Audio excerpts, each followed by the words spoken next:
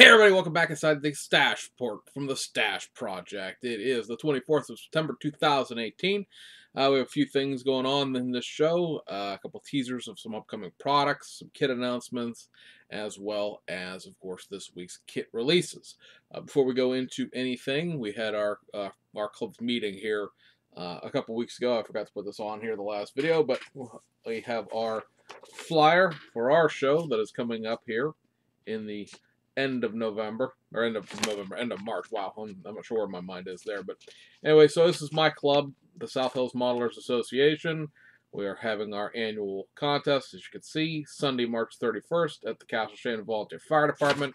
If you've gone to Three Rivers Auto Modelers, or you've come to any Pittsburgh area model show other than the IPMS show, you've been at the Castle Shannon Volunteer Fire Department before. Our theme this year, which actually one I'm not involved with for a change, because usually it seems like about 3 out of the last 5 years I've come up with a theme for it, and I was not at meetings this spring when we came up with the theme because of work, but I like this one anyway. It's not not my idea, but I like it anyway. It's a flashback to the 1970s, so anything from the 1970s can be entered in that theme. Obviously, if you want to go off the reservation, some interesting ideas would be like the Ferrari 328, the Lamborghini Countach, Porsche 911s. Everybody thinks 1970s. We're always going to go into like AMCs, right? It finally gives you a chance to build all those Pacers and what's the other one? So Gremlins, Pacers and Gremlins that you've been collecting over the course of time, but also there's a couple of those late 70s Chevy pickup trucks that were well kicked out over the last couple of years. But think outside the box a little bit, have some fun with the 1970s. Obviously, some other things you can think about there will be like the 72 Hurst Olds, but there's like the Pinto wagon is the 70s. If you happen to have one of the original Pinto kits, that's the 70s. The Datsun pickup truck that was just reissued by Round 2, the MPC kit, that's 1970s. Many things to choose from there without sticking strictly to a like disco hippie theme. A lot of things that, like I said, think outside the box on that one. Love to see what you guys come up with if you come out to the contest. Our admission is $5, and then I believe the entry for a model is $1 a piece after that. It is a people's choice type judging system, in the sense that we give out ballots to everybody who comes through the door, and then they vote on what they want. We tabulate, and then we give out one first place award for each of the 14 categories. It is not a traditional 1, 2, 3 show. It is a winner take all. We have food and ATM on site, so we can feed you, and then you can lose all your money to the vendors. This is pretty much one of the first shows of the spring in this area, other than the Columbus IPMS show and the Pittsburgh IPMS show. Something else I want to say there, but I can't think of what it is. Oh, children under 12 are free. So, if all you people who rant and rave and complain about kids not being in the hobby, well, they get into the show for free. What happens then is sort of up to you. We also do some club-specific awards, meaning club members will specifically sponsor things. We've had Best Import, Best Truck, Best Pontiac, Best Ford, Best Van, but whatever sort of tickles the fancy of the $5 that the club member has to put in for their own specific trophy. And then we have a Best of Show, which is pretty much from each of the first place class winners. If they were from the 14 class winners, we pick sort of a club decided, if you will, Best of Show, in the sense that you have to won the class in order to be considered for Best of Show. But, it's not necessarily the person who got the most votes. The club votes on the Best of Show. So, that's one thing I noticed. It seems to have gotten people angry before. Like, whoever got the most votes should win. It's people's choice. And the one little bit of club judging we do as a group is for Best of Show. So there's that coming up. I also want to mention, with the Sunday 31st date, the guys over at the Three Rivers IPMS, which tends to be a pretty decently attended in terms of automotive entries IPMS show, is the day before Saturday, March 30th. So if you're coming into Pittsburgh for our show, or we're ever thinking about coming into Pittsburgh for our show, you can make an entire weekend out of it. It is one of the very few opportunities I can think of, other than perhaps like GSL or the IPMS Nationals, where there is a multi-day modeling function over a weekend at an event. Because Toledo NNL, the NNL, used to be that way, where the toy show was held on Sunday and you could not get into the toy show Saturday night unless you had floor rights. And so the NNL was 2 p.m. to 8 p.m. on Saturday night, and then the toy show, the actual vending thing, was Sunday morning.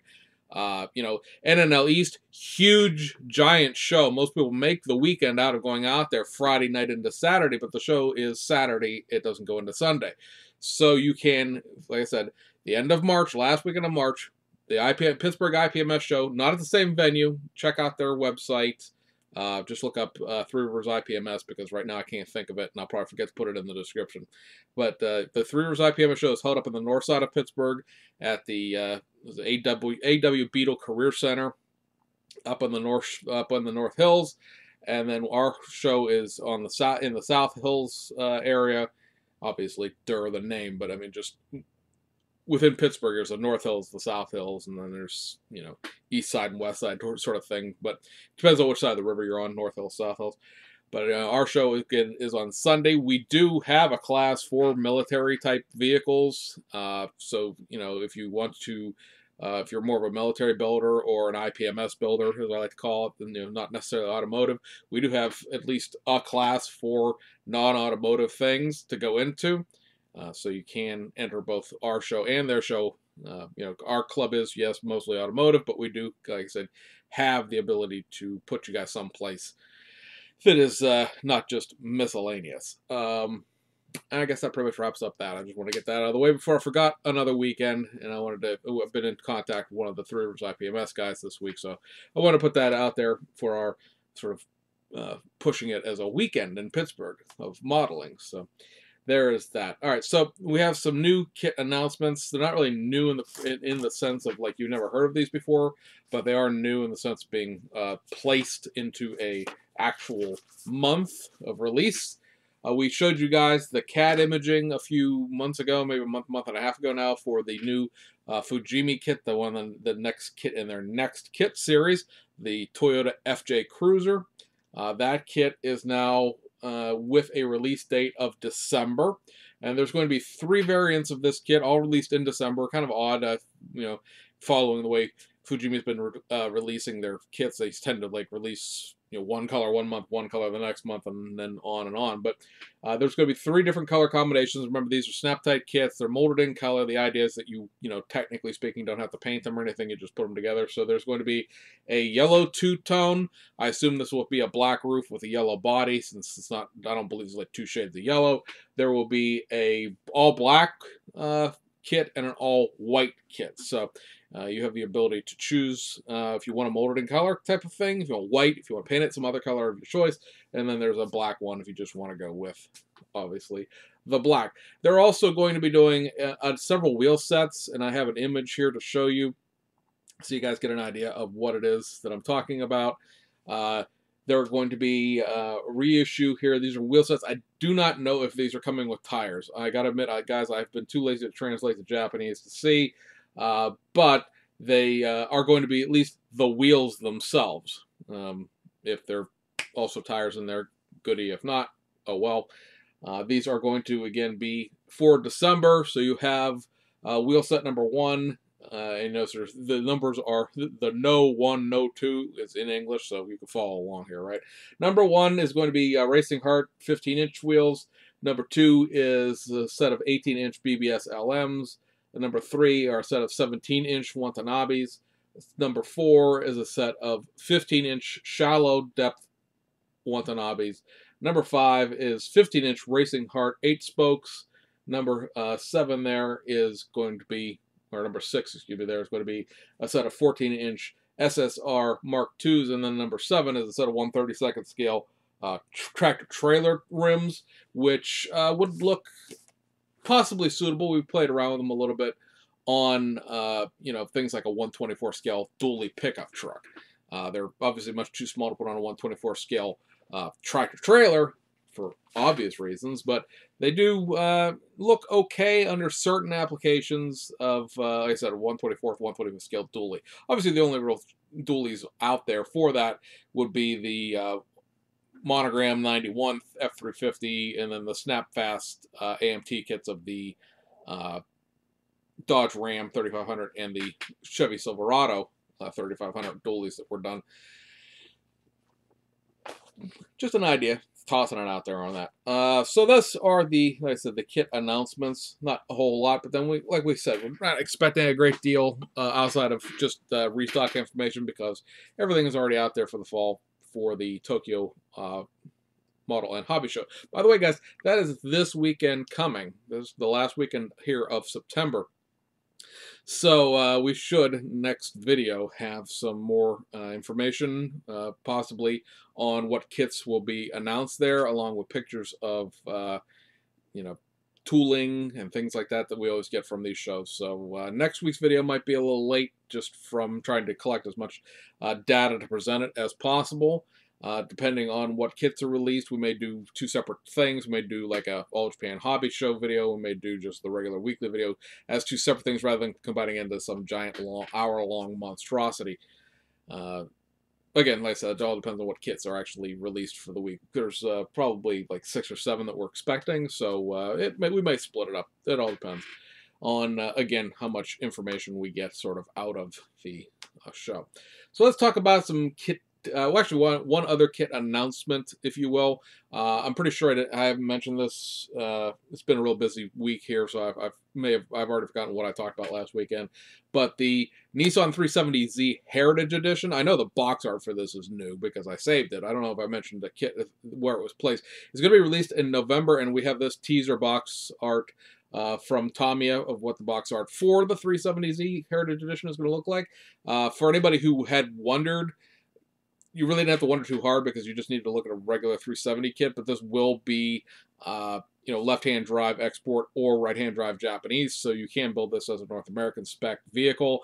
The original 370Z that they did back in 2008, I want to say it is, was also a left-hand drive, right-hand drive thing, so no total shocker here. Basically, the parts of this kit that are new is the front fascia, the wheels, and possibly the seats. It'll be interesting to see if they include, like I said, the white striping package that comes with the black car, because I believe this is supposed to represent a 2018 spec, and the car came in black or yellow. And then 2019, they're going to be adding a red, a blue, and actually 2 shades of blue. And all of those cars, the red and the 2 blues, are going to use, or no, excuse me, it's red, white, and blue. The red, white, and blue cars, along with the yellow car, all use the black graphics. So it's a very matte, dark black graphics on the dark blue car and the dark red car, obviously.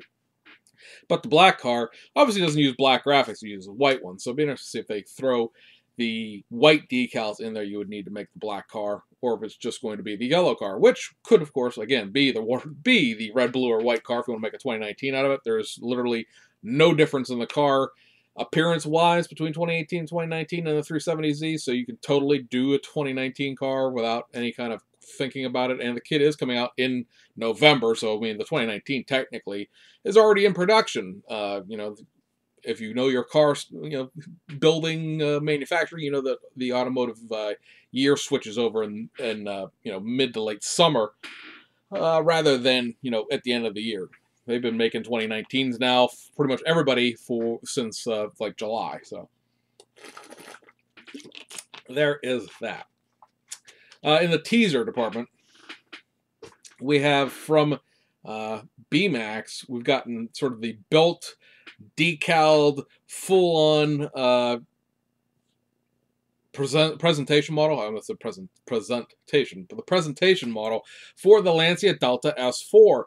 So this is what they built up for the hobby show this weekend. And this, of course, has the Martini livery. The car only ever had a Martini livery. It only existed for about 2.5 years before Group B was dissolved. But you can see here the front and back coming off, your full detail engine in here. I think great they threw the spare tire up front where it belongs and things like that. Space frame chassis, pretty much everything you expect it to. And one thing I've noticed about this built test shot, at least, is that the Front and rear end seem to fit better than it did in the last round of test shots, so that makes me hopeful that this will again be a good building experience, because well, we talked about when this kit was last seen in test shots. This really comes down to a situation where if this kit builds like crud, nobody's going to buy the I'm going to say the gravel version. I think this is a tarmac version. No, wait, it's Monte Carlo, so it is a gravel version. Nobody's going to build the tarmac version that will come out after this. They'll be like, I had one, it was awful, I don't want a second one. So it like I said, very heartening to me to see the panel gaps and the panel fit, at least within the ability of the people who photographed it, to get that all nice and neat and looks like it all fits. One of the things if you look very closely at Pagani test shots, even the Pagani promotional shots, the panels didn't fit really well, and that obviously carried over into production of that. Hopefully the Pagani Tempesta will be a little bit better fit and finish when that comes out next month. The other teaser we got was some CAD data for the Monte Carlo kits, the 74, 78 Monte Carlo NASCAR kits that JR Salvino is going to be doing. And this is going to be a little bit of a rant, so we're going to be prepared or skip ahead as the case may be. But here's your sort of test shot that their little CAD thing they did, the sort of a skeleton, if you will. They're sort of showing the whole thing put together rather than it just being the body shell. And then there's this shot of the underneath that shows the new, more correct rear suspension than obviously the one that came with the Oldsmobile kit. The one thing I want to point out about this, because why wouldn't I have an issue with it, right? that was the general gist of what somebody said to me when I started talking about this. But yeah, I do. Is the fact that the kit, within its confines, is being offered to you as a 1974 or a 1978, and obviously it'll fit pretty much every year in between there. The 1974 is what was shown in that CAD image with the round headlights. The 1978, for everybody who knows their Monte Carlo, has the stacked quad headlights on each side. So obviously there, it's going to be some concession there as to how that all assembles to have the round headlights versus the quad headlights. The one thing that I think is a shame, just simply because of the work that will be required in order to fix it, being a little bit more than I think you should have to go through for a model kit that is going to have a retail price of $40 effing dollars, is the fact that they did not tool up two separate front bumpers. They tooled up one. And it is for the 1978 Monte Carlo, which has turn signals built into the front bumper. 1974 Monte Carlos did not have turn signals in their front bumpers. Matter of fact, the turn signals on a Monte Carlo in 1974 were in the very leading edge of the front fenders. Here's a picture of Cale Yarborough holding up a beer saying, I won and you didn't. You notice there, beside the 11s on the front fenders, there are sheet metal covers for where the turn signals should be. Now, I will say that I'm okay with JR Salvino's not going ahead and tooling in inserts for that, because that would never quite look right on a 78. You can include some decals or some things like that that will, make that area look okay. And if the modeler really, really wants to have those, they could cut the holes out and then backfill them. It's just a great deal easier that way, just simply for the fact that if you're going to build it as a 1978, you would have holes in the front fenders that, you would have to fill. And then even if you have parts to fill those front fenders, you then have to fill the parts to take the part outline out so that the front fenders would be completely smooth, because obviously the turn signals are in the bumper. You could sell me on the idea that you would back cast the holes, in the sense that you would cut the holes out and put retainers in from a 1974 standpoint, but the CAD data doesn't actually show that effect. So, I mean, they could do it in the end. But that's not really, that, I think that if you're going to make a model kit that already has a whole bunch of parts added to it, the whole extra suspension to fix the Oldsmobile, and don't forget, they're also putting in a complete new front rear bumpers for the Oldsmobile and a new grille area for the Oldsmobile. This kit is rife with parts to fix the Oldsmobile, which is okay, great. Shouldn't have had to. Should have done it right the first time. But okay, I'm willing to give the company credit for going ahead and actually fixing some of their mistakes. The issue is you had to put that much work into another model kit to fix the first model kit's mistakes. Here we are going into the second model kit with some obvious visual errors, and it only gets worse. Hang on for a second. That means that, what, we're going to fix these problems in the third model kit? Are we going to just keep kicking this can down the line? Or is there some point in time going to come into a situation where JR Sabino stops what they're doing, listens to the people who understand what's wrong with the car, because people have been complaining about that front bumper since the CAD data was shown initially, and really, how hard would it be to go in there and make, copy out a second bumper to make without the turn signals in it? I mean, you're already making extra bumpers anyway. What's one more bumper at this point? It would certainly, sidestep all of this talk that we're having right now. But they didn't. They made absolutely no acknowledgement whatsoever about the fact that the bumper is not the same on the 74 and the 78s. And these are, the people that are now the guardians of your monogram NASCAR tools. The other problem I have, and we'll go back to this rear end shot, is it seems that there looks like there's a cutout for the fuel filler on both sides, which, okay, that would be applicable, because I believe that in certain circumstances, like on what would be Riverside back then, the fuel filler would have been on the other side. I know there was a situation where there was at least one or two tracks where they filled the pit stalls were installed backwards for NASCAR. So that's cool that they have that feature sort of seemingly engraved in there. But I want you to look at where the back chassis stops. It's a good solid scale foot from the back of the bumper, and it's a good solid half foot in from both sides of the rear quarters. Now, this is, in effect, the issue you have with the modular chassis that they're using. You may recall, if you remember our comments on the Oldsmobile kit, that the chassis for this kit is a standardized one that you lengthen and shorten the wheelbase on, depending on what car it is you're building. You can sort of see where it splits. It splits right behind the where it would be I guess it looks like a U shaft holding in the differential.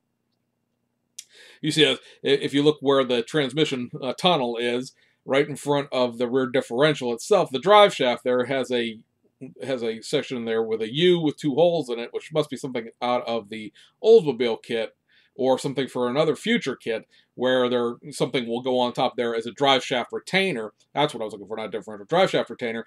Right in front of that is where the back half of the chassis starts, and the front half it separates. So that allows you, again, to adjust the wheelbase, which is, a theoretically neat idea, but then you get into this situation where, because the chassis is universal, and you just adjust the drive shaft to the car, and I know they're making parts to adjust the wheel track, so you could take the wheels out and bring them back in depending on how wide the car is. It's all very nifty engineering to it, but this leaves, again, the situation where there is so much dead space back there. And I talked to somebody who knows their, vintage NASCARs, and well, there would in reality be crush panels back there. Okay, I'm willing to accept that, but there are none shown in this CAD image. And this CAD image is like, it's showing every piece that's in this kit. It's showing me shocks and struts and, shocks and springs and the whole truck arm and the sway arm, and everything about this kit is all tooled into here, except this big gaping hole back here.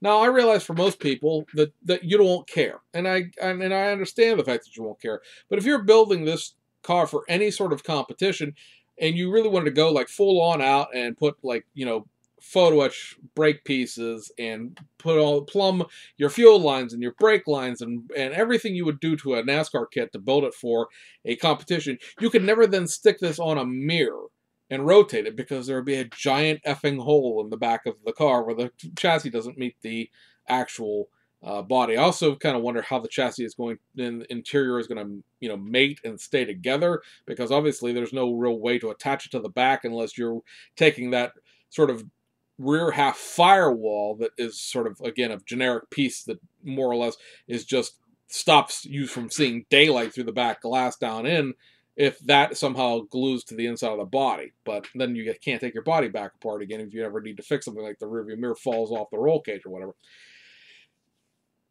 I understand it's criticism that really won't matter to a whole heck of a lot of people, and that's fine and dandy, shelf modeling being what it is.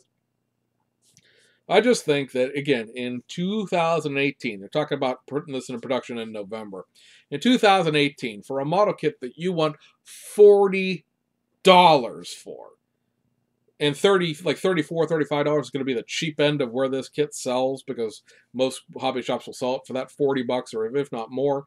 You're charging me $40 for something I shouldn't have to, in order to construct this in a way that's, prototypically correct, install 5 linear miles of crush panel into my model kit. I shouldn't have to do that. I shouldn't have to take the bumper, dechrome it, fill the turn signals, and then rechrome it. There should be 2 bumpers in it. It costs $40. You know, I I get the people who argue this with me, and I think if anything you guys have learned through the whole, Revell, Arc, and Fall of that, I understand the financials behind how this works. I understand tooling amortizations. You can find a way to make back the $2,000 it would have cost you to tool another bumper by, just tooling, some popular driver or something like that. I don't know. It just, I don't understand the thinking behind this. They seem to be very, very much more concerned about getting product out than they are about actually making sure the product they get out is in effect, as good as it could be. This is where I get into fights with people online, and fights, I mean air quote fights. I'm not actually getting into fights. It's ultimately it's plastic toys. To take the Dukes modeling philosophy, you have to not give a fuck and give a fuck at the same time. It's just that I just don't understand the idea behind necessarily some of the decisions that are being made, and this sort of rah shish boom ba attitude that certain elements of the hobby have about these guys. It seems like the more interactive you are on social media with your fans, and by fans I mean the fact that J.R. Savino's basically deleted every single negative comment about their model kits on Facebook, on in any way they can get a control of. They only have linked, as far as people doing reviews of their kits, only linked to the completely totally sugar pop, so your teeth are aching from the sweetness reviews. I realize it's in, to a certain extent, the best interest of a model company or any company to only allow positive reviews, but that also creates a false narrative about the model kit where, this isn't the reality of this model, is not this, yay, it's just not. It's unfortunate, but it's not. So, I mean, again, chances are you don't care because you just want a NASCAR kit to put on your shelf. And for that, it'll probably be okay. Just build 1978 versions of it, and you don't have to worry about the front bumper either. Again, for the amount of money they're charging you, this is, a thing. If it was $20, it's like, okay, those are the concessions that had to be made, and that's what we're going to go for. For twice as much, I expect at least half again as much kit, right? If you're going to charge me $40, I expect at least a $30 model kit, not a $20 model kit for $40. And so I'm done. I won't say anything else about that, but that's just my thoughts on that. So to wrap this one up without making it take the rest of your afternoon, let's talk about the few kit releases that have come out. Actually, before that, one set of decals. Studio 27 this month did not do any new decal sheets, which I know sounds shocking, but they did do reprints of every single 1/12th, 1/20th, and 1/24th scale carbon fiber set that they make. So if any of those have been something you've been looking at getting and you could not because they were out of stock or whatever, chances are by the end of the time you watch this video, all of those carbon fiber decals will be available again. If not from a retailer, from Studio 27, preferred retailers, if you will, that can get you that sort of thing. They also did reprints of the Murcielago decals, which of course technically don't fit the Murcielago kit because the decals are made for a different version of the Murcielago than the one that Aoshima actually kitted. But who knows? You probably pass it off. The 635 decals are being reprinted. So if you're watching our other series that we talked about with the Intertech BMW 635 decals, those are coming back out along with the European Touring Car Championship decals. They also reissued several other F1 liveries as well. The one new thing that Studio 27 did for the month of September was they made a new photo etch set for the Hasegawa Mazda 767B kit. And then our one decal sheet of the month that is new is our good friend Diego over at Racing Decals 43 has made one of their first new decal sheets for the new GT3 cars that have come out, for the current seasons of GT3, if you will. And this one is going to be the Turner Motorsports BMW M6 from the 24 Hours of Daytona this year in 2018. So this is the Liquid Moly Grease Monkey Energy sponsored car. This is a really good looking set of decals, pretty much painted white, and the decals will do everything else. I definitely want to get a set of these decals, just A, because the livery looks cool, and B, because there are a number of people in my club, hey guys, that really, really hate Richard Rawlings and everything about Gas Monkey, so I want to build this just to annoy certain people there, so,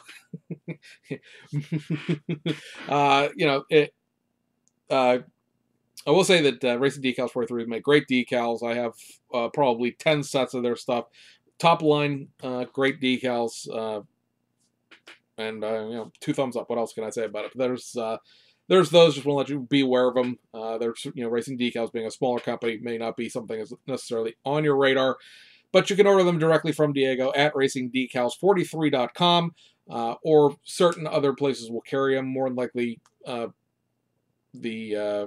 I know Hobbylink Japan has in the past carried his stuff, and I think Spot Model or Hero Boy, one of the two for you guys that are over in the Europeans area.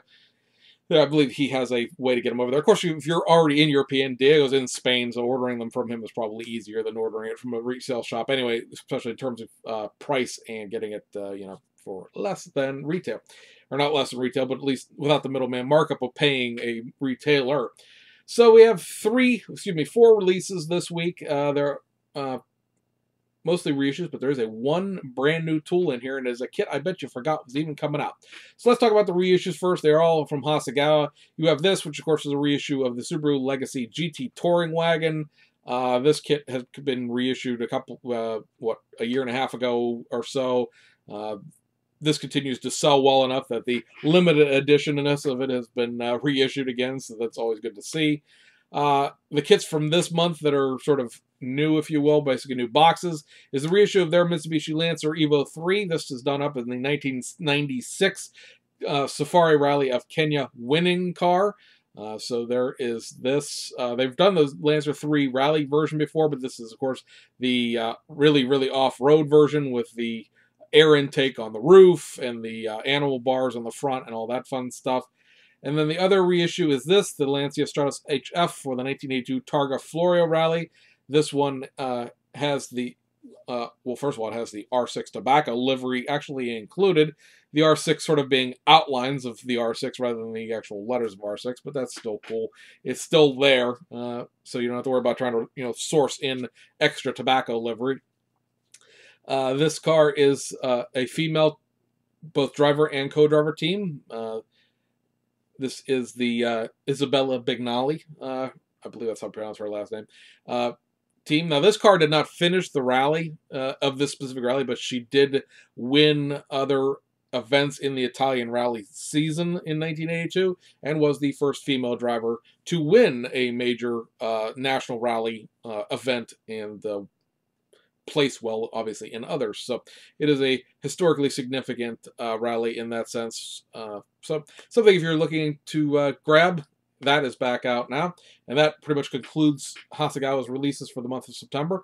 And then this kit came out. This one sort of popped up on the release list this month over at Hobby Search. And I was like, wait, no, the last time I saw this, it was like December, going place, no release date, another place, and now you're telling me it was going to come out, and I didn't believe anybody because this kit has been delayed for at least a year now, but by golly, it's come out, and it is this, the 1/20th scale Brabham BT18 Honda Formula 2 1966 championship car from Ebro.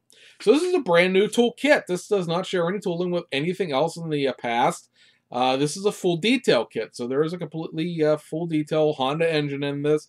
It's a very unique looking space frame, probably a little bit too loose a term in the sense that we really hadn't gone to space in 1966. I mean, yeah, technically speaking, but the space era hadn't really fully come into effect at that point. But it is basically a space frame with a tubular chassis. within the bodywork, and then obviously a tubular frame for the suspension. Most of the suspension components are molded in, or should say, cast on a chrome tree. There are a couple of different decal variations. Now that's basically numbers. As obviously the liveries in the 1960s were very, very basic, as you can see from the box art, with just a stripe and some roundels.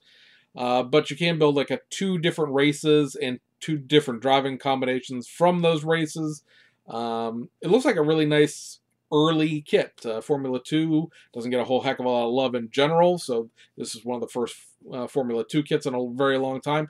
There will be another version of this kit coming at some point that's going to have a clear body, so that you can show off the tubular chassis and not have it be hidden all by the bodywork.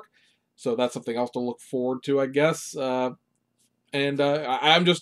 very happy that finally the kit has been released. This was, like I said, something was supposed to come out last fall, and it just kept getting kicked down the road, kicked down the road, kicked down the road, until finally it arrived on shelves this week. So never give up hope, I guess, would be the lesson we learned from that one.